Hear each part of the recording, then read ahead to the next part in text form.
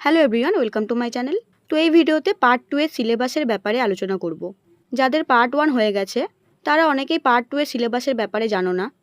Part 2 এ কী কী subject থাকে, external এবং internal মিলিয়ে কী কী খাতা বানাতে হয়, কোনটায় কত মার্কস থাকে এবং কোশ্চেন প্যাটার্ন কেমন হয়, এই সমস্ত কিছু এই ভিডিওতে আলোচনা করব। এবং সাথে পার্ট 2 এর জন্য কী কী বই তোমরা কিনবে সেটাও আলোচনা করব। তো দেখো, পার্ট 2 এর ক্ষেত্রেও থাকে মোট 700 নাম্বার। এর মধ্যে এক্সটার্নাল থাকে 310 এবং ইন্টারনাল থাকে 390, অর্থাৎ বেশি নাম্বার কিন্তু কলেজের হাতে।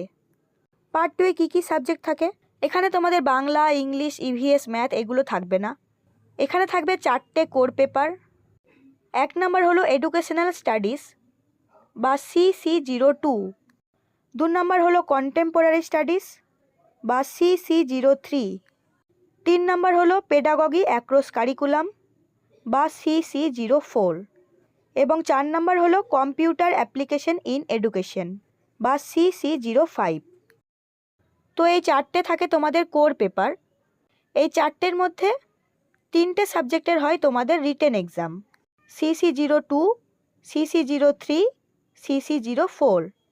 এই 3টে সাবজেক্টের পার্ট 1 এর মতনই 70 নাম্বার করে হয় রিটেন এক্সাম এবং 30 নাম্বার করে হয় ইন্টারনাল অ্যাসাইনমেন্ট।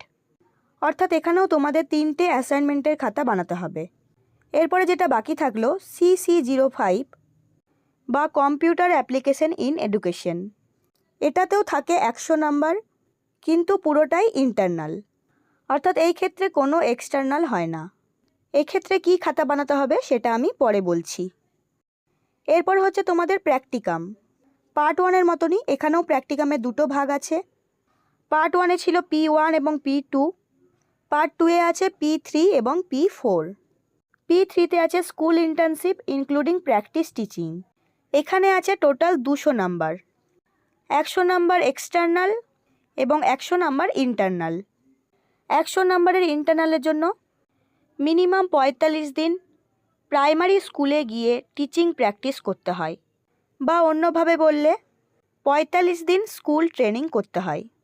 এবং 100 নাম্বারের এক্সটার্নালের জন্য প্রাইমারি স্কুলে গিয়েই এক্সাম দিতে হবে।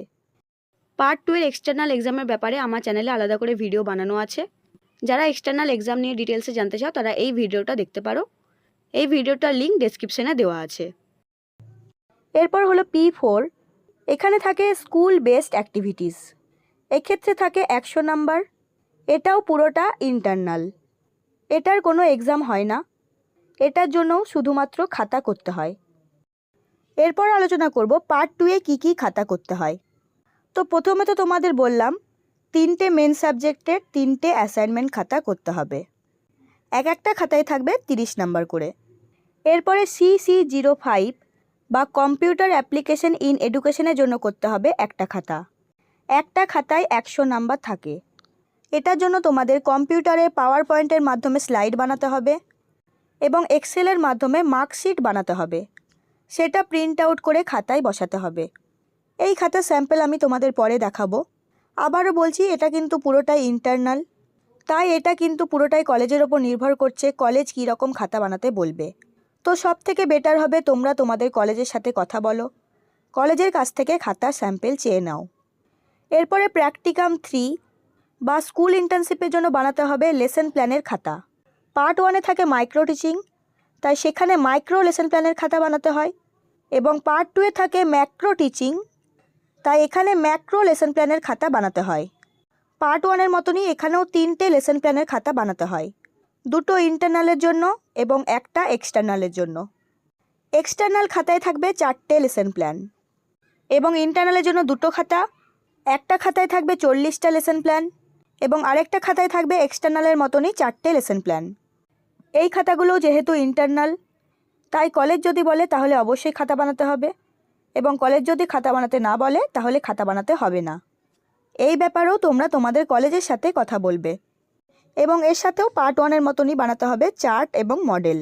এরপরে P4 বা স্কুল বেসড অ্যাক্টিভিটিসের জন্য একটা খাতা বানাতে হবে। এই খাতাতেও থাকে 100 নাম্বার, পুরোটাই ইন্টারনাল। এই খাতাতেও কি লিখতে হবে সেটাও তোমাদের কলেজ থেকে বলে দেওয়া হবে। তোমাদের একটাই কথা বারবার বলছি, কোনো ইন্টারনাল খাতা কিন্তু কোনো ইউটিউব ভিডিও দেখে, অন্যের দেওয়া পিডিএফ দেখে বা কারোর কথা শুনে বানাবে না। সোজাসুজি কলেজের টিচারদের জিজ্ঞেস করবে, তারা যেরকম বলবেন সেরকমই বানাবে। যদি তোমাদের কলেজে কিছু না বলে তাহলে তোমরা যে কোনো পিডিএফ দেখে বা ইউটিউব ভিডিও দেখে বানাতে পারো। এরপর বলবো পার্ট 2 এর জন্য তোমরা কি কি বই কিনবে।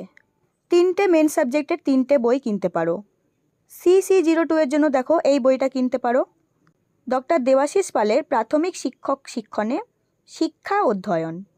এরপরে CC03 এর জন্য এই বইটা কিনতে পারো, ডক্টর দেবাশিস পালের প্রাথমিক শিক্ষক শিক্ষণে সমকালীন শিক্ষা। এবং CC04 এর জন্য কিনতে পারো এই বইটা, রীতা পাবলিকেশনের প্রাথমিক শিক্ষক শিক্ষণে পাঠ্যক্রমে শিক্ষণ বিজ্ঞান। এই 3টে বই তোমাদের মেন। পার্ট 1 এবং পার্ট 2 এর সমস্ত বইয়ের লিঙ্ক ডেসক্রিপশনে দেওয়া আছে। তোমরা যদি অনলাইনে বইগুলো কিনতে চাও তাহলে কিনতে পারো। তো এই ছিল তোমাদের সমস্ত সিলেবাস। এর সাথে আরেকটা বিষয় আলোচনা করি, সেটা হলো রিটেন এক্সামের কোশ্চেন প্যাটার্ন।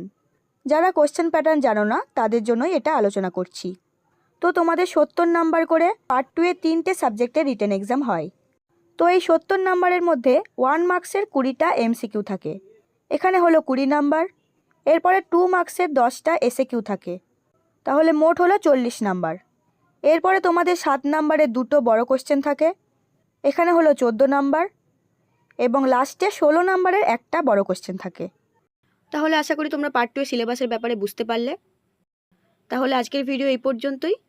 এর পরের ভিডিওতে আমি পার্ট 2 এর বিভিন্ন খাতার স্যাম্পল দেখানোর চেষ্টা করব।